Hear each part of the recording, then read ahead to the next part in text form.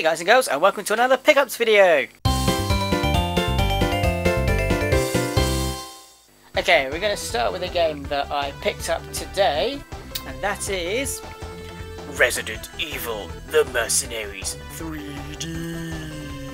Okay, I am denied about buying this for, well, since it came out, but the sole reason why I chose not to buy it was because I just thought to myself, well, I own Resident Evil 4, and that Mercenaries mode is pretty good, and even though I own Resident Evil 5 as well, I didn't really play the Mercenaries mode on that one. I think I only played it once, and that was about it. I really didn't give it much time.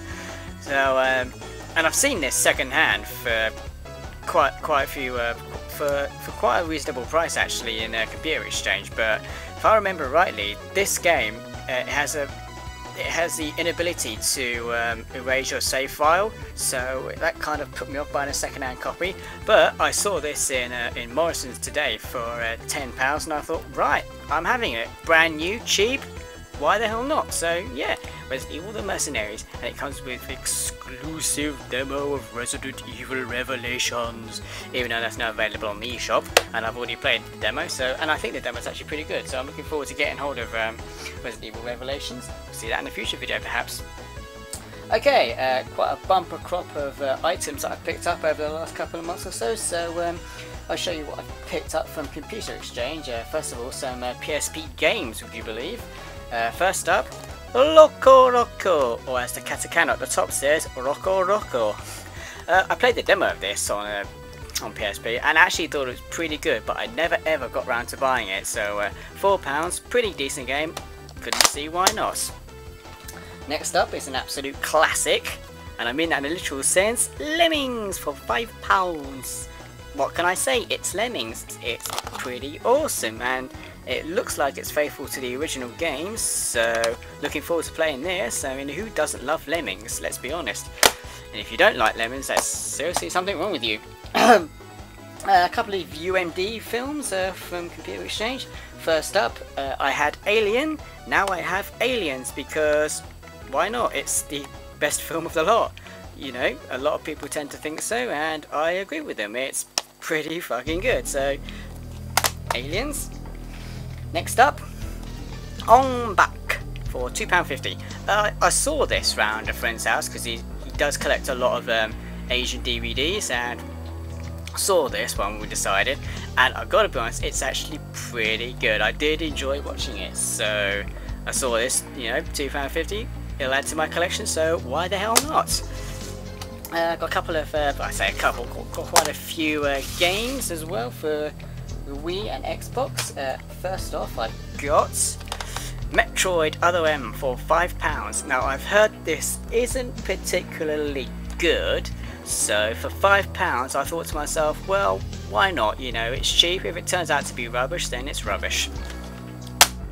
You know, £5 is £5. Next up, a game I've been looking forward to getting for some time, but just never got around to playing it because I still haven't I haven't finished number 3 yet, so I need to get around to doing that at some point, and that is Donkey Kong Country 4, or as they insist on calling it, Donkey Kong Country Returns. Kind of the same pointless titling as Nintendo's doing with new Super Mario Brothers. You know, seriously, new is just going to become obsolete with the next title, especially with the next two games. What was it? Mario Brothers 2, sorry, new Super Mario Brothers 2, and no, I don't remember the other one. Was it Super Mario Brothers U?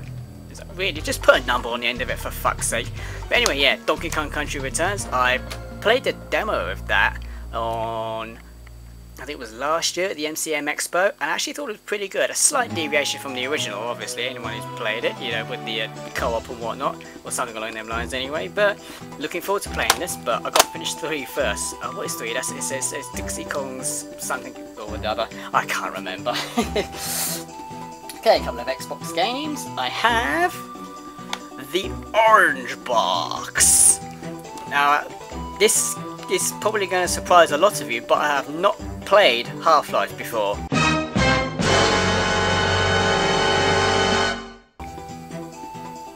I know, guys, I know. I'll just give you a minute to let that sink in. There's some of you just completely fallen off of your chairs, and I apologise if you've actually done any damage. But it's true, I have never played Half-Life before. So, so it was, what was it? It was one afternoon, you know, I didn't fancy, you know, anything in particular, so I decided to have a look on Marketplace and see what demos were available. And I saw there was a demo of Half-Life 2, I think it was episode 2. I played the demo of that, and I thought to myself, you know, this is actually pretty good. You know, I don't mind it. You know, it's got that the same sort of controls as Portal, which you guys know I've played anyway. So yeah, I thought to myself, you know, if I can find a copy of this, you know, I'm going to snap it up. £12, I wasn't going to complain. As you can probably imagine, I've, you know, got Portal out of the way. Got that done, you know, within a couple of hours or so. I've also never played Team Fortress either. Or was that Team Fortress 2? So yeah, I'm kind of looking forward to finishing Half-Life 2, both Half-Life 2 and episodes 1 and 2.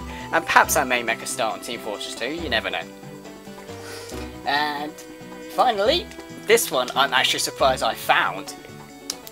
Super Street Fighter 4 Arcade Edition. Now, I've already got Arcade Edition, I downloaded it from Xbox Live, but I've never ever seen an actual physical copy in the wild. I know you can get them online and whatnot, but I don't know, there's just something about seeing, you know, a game like this on the shelf. And I thought to myself, I sort of ummed and ahed about it for about half an hour or so. I can't take that long to make a decision on a game. I thought to myself, well, the artwork's quite nice.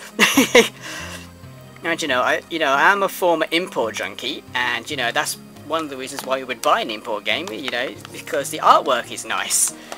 And to be fair, it's the same on the disc and the instruction manual. And you know, I thought to myself, ah, fuck it, why not? You know, £18. It's a bit much for a game I already own, but it does look pretty.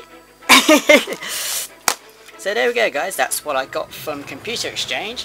But I'm not done yet. Oh no no no no! We're only halfway through, guys. So I'll pop them to one side quickly. Right, I was wandering around London at the end of May, and I remembered that there was a game shop that I had to go to in Islington. Some of you may know this shop. It's called NL Games. There we go, there's its proper logo thingy-widget. It's on 25 Barron Street, Islington. So if you fancy going down there, it's a nice little shop. But they need to improve their customer services a hell of a lot. I mean, when I was getting my my gear from there, you know, the fellow, he was getting the discs out for me, and this other fella came along. He just wanted a DS case or something like that. And the person and the counter assistant that was serving me, he like stopped looking for my discs, went and got this DS case and served the fella. And I was like, "Hello, you're serving me first, seriously." But anyway, first game I got is another copy of Muramasa Another copy of Muramasa the Demon Blade. Now you're probably wondering to yourself, seriously, why do you keep getting copies of games you already own? Well, the other copy I've got of Muramasa is sealed, and I wasn't ready to open it until I was ready to play it. But I really like sealed games. You know, it's just, you know, they're sealed, they're mint, pretty, you know, they're nice. Sealed games are nice. Any collector will tell you, you know, it's good to keep something in sealed, mint condition. And for £8, you know, I thought to myself, well, why not, eh? I mean, they'll keep the other one in mint condition, so, yeah. Muramasa Demon Blade, and I still haven't played that yet, so I'm looking forward to playing that. Righty-ho, guys. Here comes a bumper crop of PSP films. They were £3 each. So I thought to myself, I'll get 10, you know, £30, why not? Unfortunately, the one film that I wanted to get was Holy Grail, Monty Python, but they didn't have it, so I ended up just getting 9 films. But £27, you know, it's alright. So here we go. Oh, hang on, let me get the pile in my hand, it'll make it easier to reach. Okay, first up, Old Boy. I really like this film. It makes you think, and the ending to it is just like, oh my god, what a fucking twist.